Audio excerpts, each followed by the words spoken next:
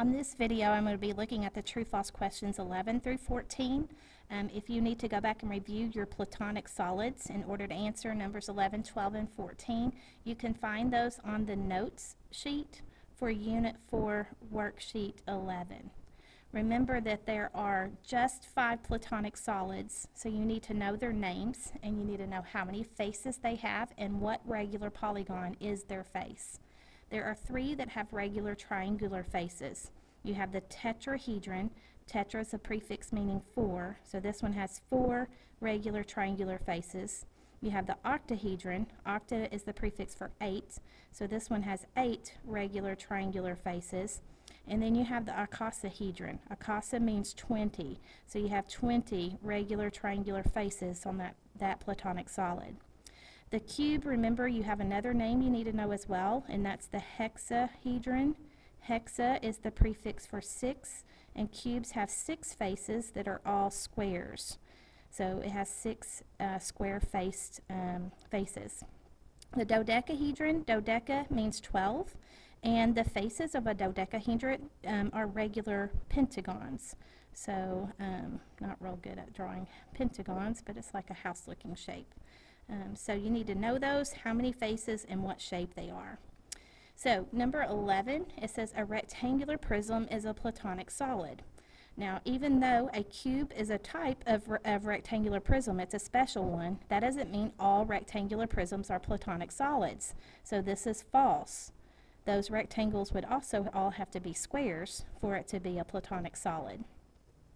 Number 12 says all polyhedron are Platonic solids. Well, we just answered that on number 11 because a rectangular prism is a polyhedron, but was it a Platonic solid? No, so not all polyhedron are Platonic solids. Remember, to be a polyhedron, it just means its faces have to be polygons.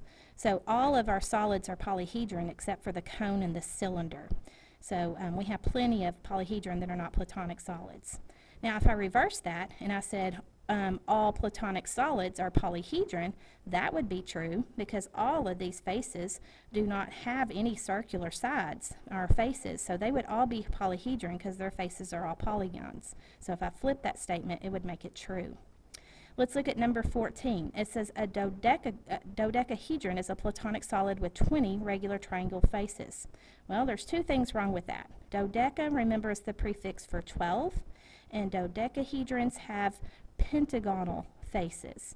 So that is wrong on 2 regards. There's not 20 faces and they're not triangular when it's a dodecahedron.